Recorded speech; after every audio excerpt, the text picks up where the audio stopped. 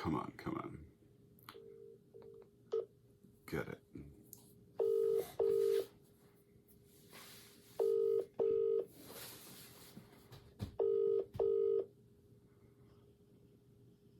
Hello. Lady, Bruce. what's going on? How are you? I'm doing good. How are you? Good, good, good. You got the email. Yes. Okay.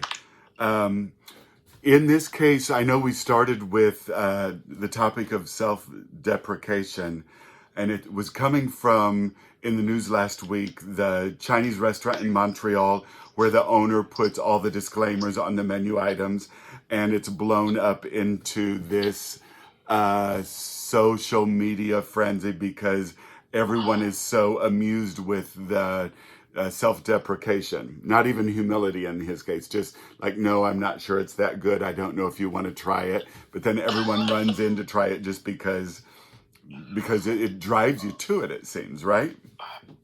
Yeah, maybe it's not that good. Maybe he's just being honest. Maybe he's being honest, but if I think then at that point you go for the fun and the show, rather the fun and the games rather than the like finesse and the gourmet, you know? Could be. Could I want to be. go myself. Yeah. I'll I'll go anywhere for food. During COVID, I'll go anywhere for food. So anyway, Easy. on self-deprecation, when we look it up, first of all, I learned how to spell the word. How do you spell it? I'm not going to do it for you right now, but I was being self-deprecating to even say that. So, self-deprecation is belittling oneself, undervaluing oneself, and then operating as excessively modest. But then also in the definition, it says self-deprecation can be used in humor and tension release. It then goes on to say self-deprecation was recommended by philosophers. Do you have it on your email? Yeah, I read it. That was Okay. very good. Self-deprecation was recommended by philosophers of Stoicism. Am I saying that right? It sounds stoicism. That's a weird sounding word, but I think that's right. Because Okay. it's like stoic. Stoicism, yeah. And how would you define a Stoic? Serious. Very serious.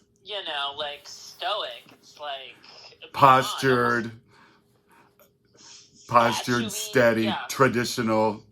that's right. So self-deprecation was recommended by philosophers of tradition and posture as a response to insults. Instead of getting defensive, we should join in by insulting ourselves even more. In retail, sometimes you're in a brand. I remember one was a new brand. What is this? I've never seen this before. And then a staff member can take it as offensive. Or, I would never wear this jewelry. Why are we here? I've heard before. And rather than taking offense, if you want to convert them to a client, you need to wrap around it. You need to still try, and you don't need to become defensive. So in this case, instead of getting defensive, we should join in by insulting ourselves even more. I don't like this brand. I didn't like it either until I worked here. Maybe you say something like that. Now that I'm with the brand, I can tell you we're superior to so many others in these areas. Do you see how that works? You pivoted. Yeah, you take the insult, you agree with it, you enhance the insult with self-deprecation, and then you pivot and climb up the ladder and get yourself back out of the ditch. So I've actually done that before, and it works. I've also, in a retail situation, my God, look at these prices.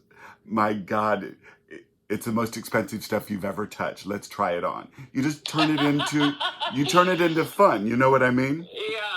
Yeah. I've never, Well, I because grew I up, think you're right. It's a defense mechanism whereby people sometimes just want to be obnoxious because they don't understand, they're not comfortable, they don't yeah, know how to engage. it's like the cat pissing the curtains. Okay, They yeah. mark their territory. I'm gonna talk stuff so you don't like try to crawl at me and sell stuff. So it's almost they're walking in with defense, and then when you accept it, wrap around it, enhance it, and exaggerate it, and then you crawl away from it, then they crawl away from it with you, is probably what happens. What a bonding experience. You fall in love. Stay with a difficult client for 5 minutes longer than you like. You may end up loving each other. Yeah, sounds like it. Okay, so then it says self-deprecation will diffuse the sting from the insult and disappoint the person as we fail to be upset by something that was intended to hurt us. If they don't get the response, they won't or may not go after us again. And I will say that's probably true in our life experiences. I think that's true. Then they share something, and as you're in London, I will use you to validate. In British English culture, self-deprecation is an element of modesty. Modesty is to be considered a virtue, often contrasted to the North American demonstration of self-confidence. That's very true. In the North American demonstration of self-confidence is often taken for boasting. I had several experiences when I was at Bergdorf Goodman, when I went to John Varvatos, when I was at Gucci. In those three brands, I was younger then, in those three brands, within the first 2 weeks or 2 months, several things would come up. One, you'd be passing someone in the hall, chatting over a sandwich in the lunch area. And then someone will say, are you an only child? And I'm like, no, I have 4 siblings. And then they'll come back and they say, are you the youngest? And I'm like, no, I'm second to the oldest, but I know what you're trying to say, you know? And they were trying to say I was a brat, and they were trying to say that I probably possessed a little bit of arrogance. So if we verbalize and with our behavior self-deprecation, we eliminate boasting, and then the brattiness or the spoiled youngest child kind of falls off because we're not perceived that way, because we've got there first and we've taken ourselves down before they had the chance to do it. Well, and I think, there's also a way of doing it. Recently, I was on a Zoom call. Yeah. And these were people that I was just meeting, and I was feeling insecure. And Yes. I said to myself, instead of being defensive, which is my natural reaction, or try to prove my value in some sort of position, Yeah. I am just going to lead with, I feel insecure right now. Oh. And you could see the faces sort of hug me. They want to help lens. you. They want to help you. This insecurity that I'm feeling is my strength at the moment. Absolutely. In retail stores, when someone is new and they're trying to be an expert and I'm watching them fumble the ball in a sales conversation, as soon as the client is out the door, I'll step in and say, please say, this is my first week. Let's learn this together. And they'll try to help you, and they'll want to be your first big sale or something like that. People want to help you when you acknowledge that you're new, or that you lack confidence because you're new, in your case too. So we're talking transparency and honesty. That's right. So all of that is under the umbrella of self-deprecation if you want it to be. I think there's probably a sliding scale to self-deprecating, right? Balance is what I was going to include in the conversation. Like, you can't be too much that way, or you're just totally like lost and floundering, and then you can't boast all the time. You also, in a conversation or in a relationship, the ebb and flow is really, really valuable. Like, if you step with confidence and then you back off and make a statement of humility or self-deprecation, then you can be boastful again because you were kind of like humble about yourself, and you stated yourself and positioned yourself with humility. Is this a ping pong match? That's totally it. Really? So you you can't be one all the time. You have to one, one, one, one, one. Oh, it's like a movie. You scare someone and then you go back and then the soft music starts and you bring the audience back and then it's totally the ebb and flow of drama, you know? Yeah, It right. all counts. Why do comedians use self-deprecation? Because it's funny and everyone can relate and everyone has been there. You are also pulling the lid off of things which people hide, so it's seen as very daring, which is Yeah. courageous. And why is that? Why is that lid so dangerous for people to reveal? People are afraid to be vulnerable. So if you're a comedian on stage and you're pulling the lid off of it, you're seen as daring. Daring is perceived as courageous. Courageous is perceived as confident. Confidence is perceived as strength. So even while you're doing it and you're self-deprecating, it's very possible that you're positioning yourself with the crowd as strong. Interesting. Is that possible? I think that is possible. You're smarter than I am. Is that possible? No, I'm not smarter, but I do think because you listen to all these comedians, the big names, and I love watching Jerry Seinfeld's show, comedians in cars getting coffee, and they always talk about comedians are the most self-deprecating, but they're the most honest. Yeah. And they make fun of themselves as being narcissistic because they really do it all for their own personal enjoyment. Yeah. So there has to be some level of personal fulfillment Yeah. and engagement that you're getting out of it as well. Yeah. It's not just putting yourself down for the sake of I'm less than. No. It's almost an intelligence tactic of disarming in order to engage, in order to have a larger connection. You're totally right. And then earlier, a minute ago, when I said, you're smarter than I am, do you agree? It's also, you can use self-deprecation as a compliment or to initiate a compliment. Right. Feels good. This is what we're talking is communication strategy of getting what you want. Okay, so then I go to Inc. magazine, and it talks about emotional EQ, emotional quotient.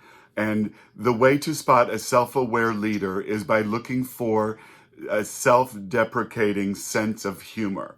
People that can admit to their failures or shortcomings with a smile are approachable.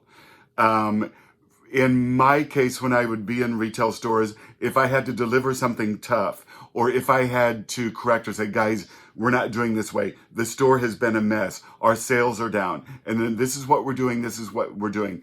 Anything that is perceived as criticism, I would usually often end with, hate me for something else. Like, this is what I have to say, but hate me for something else. And they would laugh about it, and it would make the message palatable to them, hopefully. Yeah. Another thing that I would do, and I didn't realize that I was actually practicing this, was in addition to hate me for something else, I would also, if I had to deliver a tough message, or if I was correcting someone and halfway through I realized I was wrong, I would look at them and I'm like, shut up, Bruce. And they're like, yes, shut up, Bruce. And it was their chance. It was me acknowledging with humor that I'm absolutely wrong and I have no business sticking myself in your business. And then it was a chance for them to say, yes, shut up, Bruce, which is what they wanted desperately to do while I was doing that. Does that make sense? That's very bold. So hate me for something else and shut up, Bruce has worked really well for a while, you know? I love it. Yeah, those are good ones. Some may think that admitting to failures or faults reveals vulnerability, but it is really that the best leaders know their own capabilities and proactively surround themselves with people that excel where they fall short. I think we're just talking about basic humility here and self-awareness. And this is what I'm excellent at. I know I'm damn good here. This is where I'm not that great. And I'm going to put someone right beside me that excels against my weakness. And together we're a powerhouse. Yeah, because we're all human. I don't care Yeah. how great you are. We're all trapped in this human world. Yeah. Are you saying Steve Jobs, Elon Musk could partner with someone and come off more powerful? Well, I mean, I think the powerfulness comes with the vision and the dedication and the tenacity, and I think partnerships always sort of start there. You look at Steve Jobs, he had a team. He wasn't by himself. He had Yeah. Wozniak. He had a team. Steve Jobs had a campus. Well, even in the garage when they started It out, was three of them. yeah. Yeah. So you look at the people, and I think that's the whole point. We are not an island. We Yeah. don't live in this world alone. Yeah. Interesting. So, Have people around us, have people beside us. to encourage, support, be mirrors and reflections. I think to be able to be your complete, open, vulnerable self. Vulnerability keeps coming up. Yeah. And I think that's an interesting word because vulnerable, what is vulnerable? How do you think vulnerability plays into this self-deprecation? Well, we're going to talk about it in a minute. Oh, great. I look forward to that. Being comfortable and confident that you can laugh at yourself builds trust with your team. If you are not comfortable to poke fun at something that you do, then you should stop doing it. Like if you're doing something and you're hoping it's not noticed, you need to self-deprecate about it, or you need to stop doing it. Then we're talking about self-deprecating and vulnerability, which is where you wanted to go. Vulnerability is weakness, breakability, susceptibility to physical or emotional injury or attack. One thing I also used to say that kind of relates to this is if someone would try to come at me and be really tough on me, I would just say I have no feelings or nerve endings, so whatever you just did didn't bother me. That's not really self-deprecating, but it's somewhat close to it. Did you say that out loud? Yes, I have no feelings or nerve endings, and whatever you just did doesn't touch me. Wow, that's powerful. It's a little bit self-deprecating. Another thing in sales, I was with John Varvatos. It was a new brand, and I tried to hire really dynamic people to increase conversion. Because if you're walking into a brand that you've never heard of, and you're stepping into an average crowd of people, the equation is, I don't know what this is, I don't see or feel anything significant, and I'm going to walk out the door. Right, If you walk in and the equation parts are, I don't know what this is, but something's going on here, and these people are impressive, then we really built the business really, really fast. John Varvatos Soho went from 4.7 to 5.3 in 1 year, 5.3 to 6.2 in the second year that we were in that location, 6.3 to 7.1 to 8.4 to 9.5, and then it topped out at 10 million, 10 million, 10 million. But we built it with impressive people. And in some cases, I would throw people in, and they were really confident. They leveraged physicality. So in many cases, they were physically impressive, and that does not mean beautiful always. What does it mean? Physicality can mean something really, really impressive. Like height can be impressive. Short can be impressive because it's noticeable. Tall is not average. Short is not average. Lean is not average. Large is not average. So anything that wasn't average was kind of what I was looking for, and everyone had to have a gift. So anyway, I had this kid, super nice kid, kind of country. He had modeled for John in the runway shows, and then he would sit in the meetings when we were doing the buy with the retail team, and he's like, I'd really like to work in the stores. So he went from his modeling career, which is usually average in many cases, certainly for men. And so he became this amazing salesperson. But when he started, I would go in the stores on Saturday to work because it was a cattle drive of clients through, and they needed extra hands and help. And he would pull me aside and say, I'm not really connecting to people. He says, I think that, they're visiting from all these places in the country. And he says, I think that they think I'm a smartass. And I said, tell them you're from a small farm in Indiana. Oh, where are you from? When I worked at Jeffrey's store, what's your name, where you're from are the first two questions you have to ask to connect and convert people. So what's your name, where you're from? And they say, I'm visiting from Iowa. I'm visiting from Atlanta, Georgia. Oh, I'm from a small farm in Midwest. Let's look through the collection together. Is different than I'm a model from New York City and I think you're a country bumpkin. Do you know what I mean? So true. So if you layer self-deprecation to your greatness, it helps you connect with people who may otherwise at that moment possess an insecurity, even though in their hometown, they're the richest people with the biggest business. Right. You know what I mean? Yeah, that's powerful. Do you feel it? I never thought of it that way. That's really eye-opening. That's why we're talking about it. Yeah, wow. Because what you're doing is you're making yourself reachable as a human being. Yeah. And the world judges you based on your environment Yeah. without knowing anything about you. Yeah. So you're just sort of removing all of those judgments and you're becoming a human being. That's right. And sharing in the experience. You're becoming a human being, not a fashion monster. Right. Yeah.